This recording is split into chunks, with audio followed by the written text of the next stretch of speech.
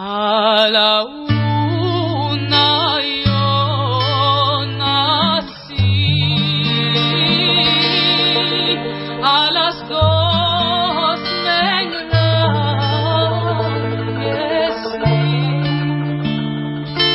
a las tres también andé.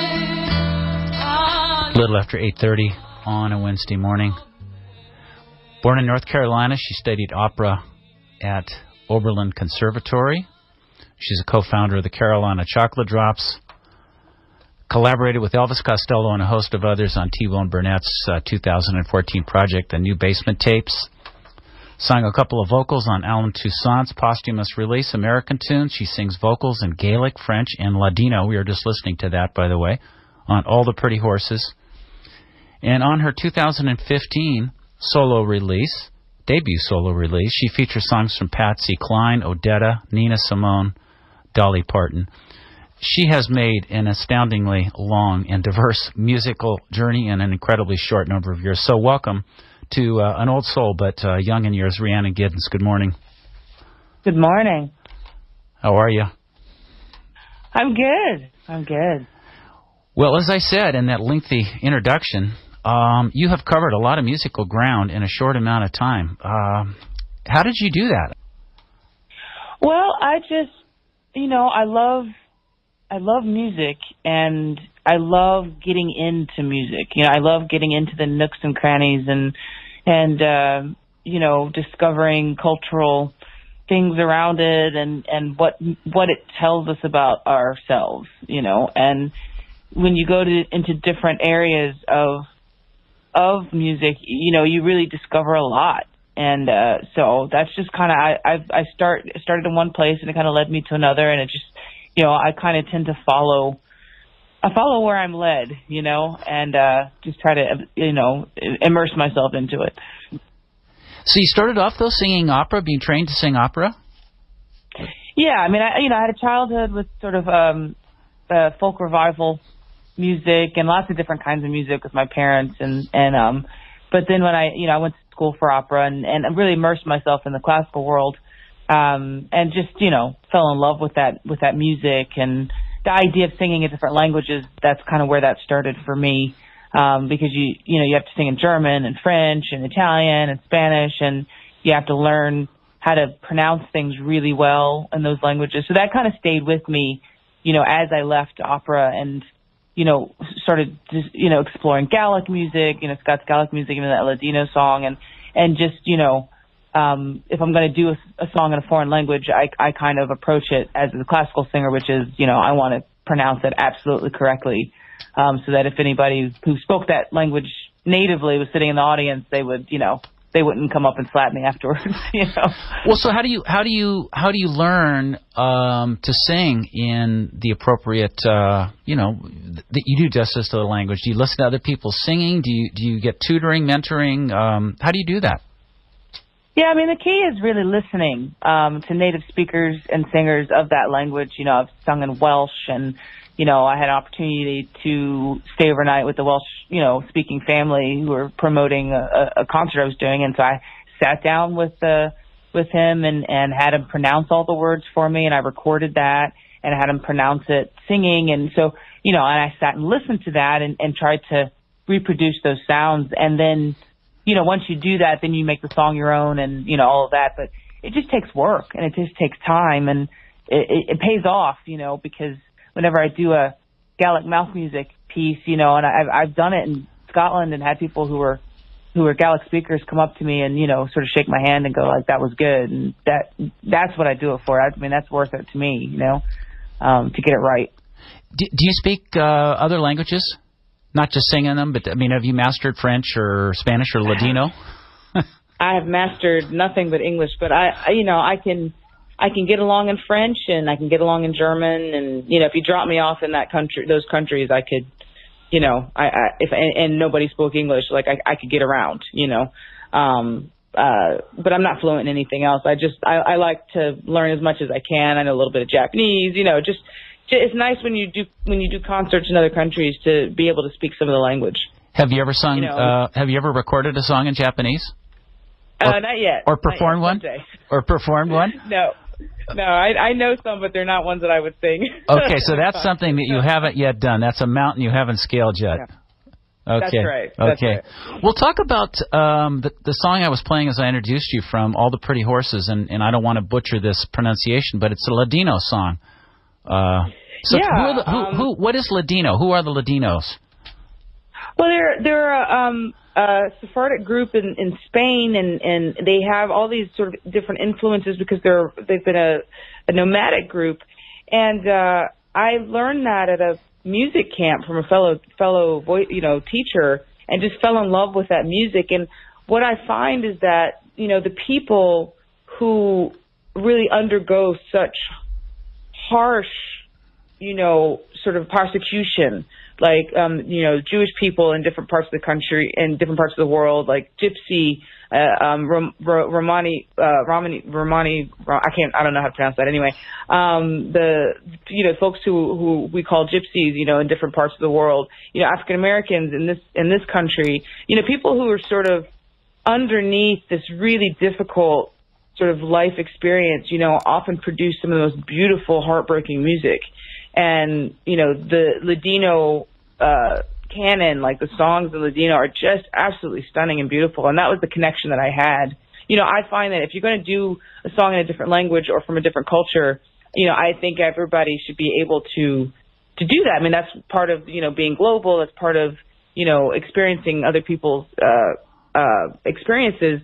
But I think that you have to have a connection to that for some reason. You have to have a reason that you want to sing that. And so when I hear those songs, that's what I hear, is that, the sort of continuous heartbreak that just, you have to sort of convert into beauty, and you have to convert into this will to live. And whenever I encounter that in any music, I mean, you find it in Gaelic music. I mean, the Gaels have been a persecuted, group for a long time. It just, really speaks to me. So, I just think that's such a great, it's a great way to sort of create bridges to other cultures, is to sort of go, I want to learn this and present it and to talk about it and draw parallels to my life, my experience, and the people that I know. In your life, you were born in North Carolina. Do you still live there? Mm-hmm. I do. When I'm not on the road, I split my time between Ireland and North Carolina. So Ireland. Why Ireland? Well, my children, they live there. My husband is Irish, and so they go to school there, and they speak Irish, Gaelic, and I think it's called putting your money where your mouth is. So it's it's a walk that I walk, and I want my kids to have that experience. So well, you must talk the talk too, don't you? You must speak Gaelic then. I speak a little bit. But I've learned a bit. It's a hard one, though. That's a hard one. 20 to 9 on a Wednesday morning, speaking with Rhiannon Giddens. She's going to be in concert tomorrow night along with Dirk Powell at the Center for the Arts in Grass Valley. Your solo release, your debut solo release, just came out in 2015. What took you so long? What took you so long to release your debut solo? Are you trying to say I'm old? Is that what you're trying to say? No, I wouldn't. I know you're not. In fact, I'm not. I told you I wasn't going to say how old you were. And don't push me, because I might have to tell people how old you are. But you are an incredibly young person with an old soul. But why did it take you so long to come out with your debut solo release? Tomorrow Was My Turn. Well, I tell you, and I seriously, I was just joking there. I mean, I really think that things happen when they need to, and I've been in a band for, some time called the Carolina Chocolate Drops, and that band I started with Dom Flemons and Justin. Yeah, by the way, Dom was in town here not that long ago. Yeah. I mean, he's doing great, going around. It's great to see, the music that he's doing, and, the band that we created, was an incredible experience, and, I was happy to be in the band, and I felt like we were doing really good work and talking about the black string band tradition and the origins of the banjo, and but when that sort of came to an end, and T-Bone Burnett, said, well, I want to do a record with you. And it's just kind of like, it's that moment in your life where you're like, well, I put in so much time with the Chocolate Drops, and Chocolate Drops still exist, as an idea and a concern, and there's a new lineup that we toured for a year, and they're fantastic, and I hope that the Chocolate Drops get back together, and I'm sure we will when it's right. But at that juncture, it was just like, well, I'm not getting any younger, and here's an opportunity to do my first solo record with T-Bone Burnett, and when your life presents you with that opportunity, do you say, well, can you wait for a few years while I keep doing this for a bit, or you just say, well, this is the time. And he was kind of instrumental in really kind of pushing me to really do what the other part of my artistic life that needs to be fulfilled, which is all the things that I can do vocally and sort of the message that I'm trying to take out there, that I can do as a soloist, that it's harder to do, from within the Chocolate Drops. So, it was just time, basically, and I've learned to listen. Well, and you had hooked up with T-Bone Burnett in terms of the new Basement tapes that preceded your solo release. I mean, you're all over this album here, playing fiddle and singing lead vocals and backup vocals and whatever. So. Was that the beginning of your collaboration association with T-Bone Burnett? Was the Basement tapes? No, the very first thing we did was the Hunger Games soundtrack. I had a song on that, the music inspired by soundtrack, years ago. It was my first time I worked with T-Bone, and then he called me in to do this concert that sort of changed the course of my life. Another Day, Another Time. And then we did my solo record first, and then we did the Basement tapes. It just came out first. So. I actually worked with T-Bone on my solo record before I recorded the new Basement tapes. And I will add that, as well as singing and playing, I also wrote the music for the songs that I sang. So that often gets left out, which it's kind of part of the, I don't know if it's the, because I was the chick or whatever, but, all of those songs that I sang, I wrote that music and in some parts wrote, some of those words that were in addition to Dylan's words. So, I do find it important to sort of put that in there because for me, like that was a big kickstart to, being a songwriter, being involved in that process was a very creative push for me. And I'm really grateful for it. It really kind of, made me go, actually, I can do this. I'd written some songs before then, but just kind of really lit the fire. And so, they were all great experiences to have. Well, I'm going to get around to your performance tomorrow night, but I want to ask you kind of a silly question. And I've been wanting to ask this question for a long time, and you're the victim. Okay. When does a violin become a fiddle? It's all about how you play it. It is. Same instrument, same tuning, same physical configuration? Not always the same tuning, definitely the same instrument. And there's people who play fiddle who never change the tuning. It's, the standard G, D, A, E. But in fiddling, you often find people changing the tunings like I do. That's why I carry two fiddles. So I've got a fiddle that's in G, D, G, D. And you can, there's lots of different tunings that you can do. That pull out the sort of rhythmic and chordal properties of the instrument without having to, study for 50 years to be able to play double stops. And also I find fiddling is, especially the kind that I do, is more rhythmic and is really meant for dancing. There's a lot of fiddling is really meant for dancing. So it's really kind of the purpose and how you're playing it, as whether it's a violin or fiddle. Would you say that's your favorite instrument or your go-to instrument? No, I flip back and forth between the banjo and the fiddle right now. The banjo, I've written a bunch of songs on the banjo, and I play this replica banjo from the 1858. So it just is a beautiful old sound that doesn't get out very often, and so I'm kind of committed to promoting that, a lot. I just won the Steve Martin Banjo Prize. I think mostly because I'm such an advocate for the banjo. So well, congratulations. Kinda, well, yeah, thank you. That was a pretty stunning surprise. But I left that accolade out. I don't know how that escaped me. Maybe it was just the page and a half of other accolades that I didn't have time to list them all. Well, no, I don't mention it, to get congratulations for it. I only mention it because it is kind of part of my, it's part of my persona right now is sort of being a champion for the banjo. And trying to elucidate the role that the banjo has in early American music and how important it is, particularly because it's an African-American instrument that has been sort of unfairly maligned and sort of twisted around in popular culture. When you unfairly maligned, yeah. Well, when you consider it the first American cultural export 100 years before the electric guitar and before rock and roll. It was the first American music to take over the world was minstrel music, which is banjo music. So, I think it's not overstating the importance of the banjo by saying it's one of the most important American cultural artifacts that we have.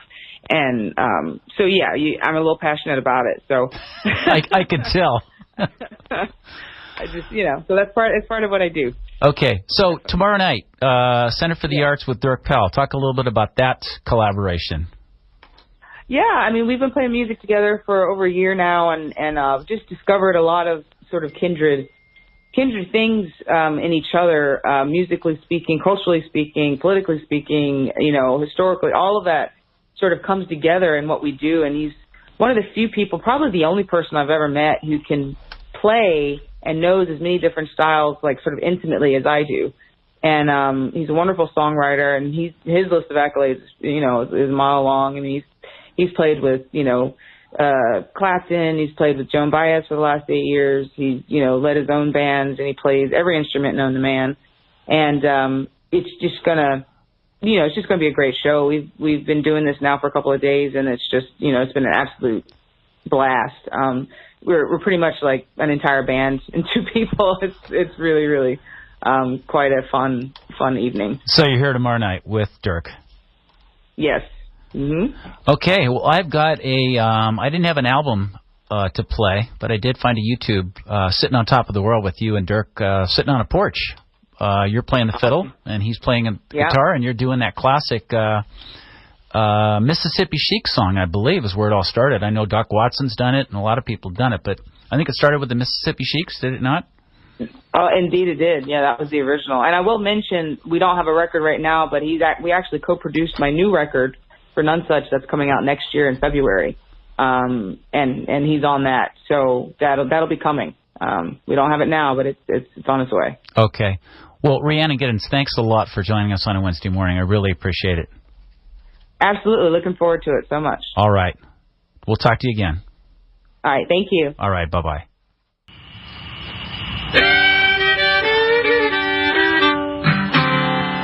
Was in the spring, one sunny day, my baby left me, she went away. Well, now she's gone, but I ain't worried, because I'm sitting on top of the world. Don't like my peaches, don't shade my tree, stay out of my orchard, leave my peaches free. Well, now she's gone, I ain't worried, because I'm sitting on top of the world.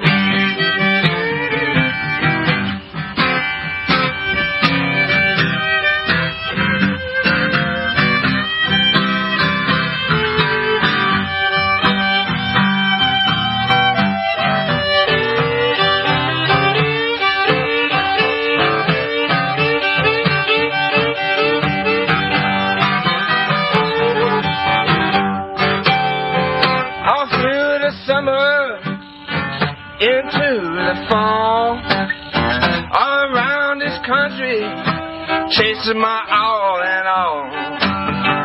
Well, now she's gone, but I ain't worried, because I'm sitting on top of the world.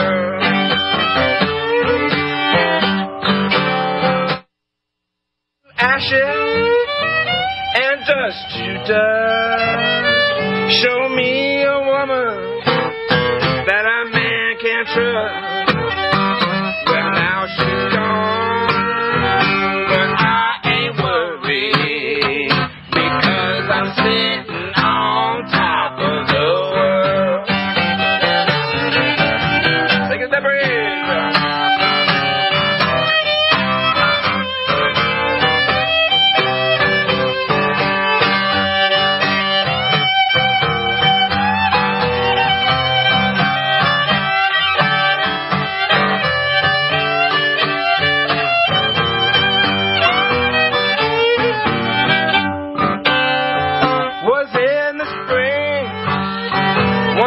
she did. My baby left me, she went away. And now she's gone, but I ain't worried, because I'm sitting on top of the world. Well, now she's gone, but I ain't worried, because I'm sitting on top of the world.